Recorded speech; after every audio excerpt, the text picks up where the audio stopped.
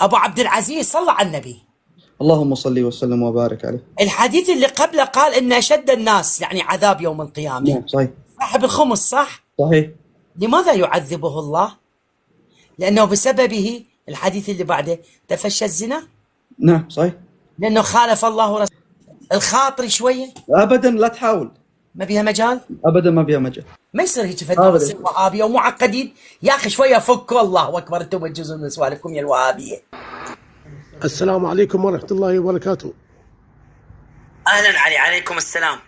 شيخ، تتكلمون عن أعراض الشيعة وأنتم أبناء زنا معاشرة كما جاء في البخاري. لا تكون سلفية، لا تصيرون جبناء، لا ترب جبان، سلفي. عندي دروح، حفظ عرضك وتعال.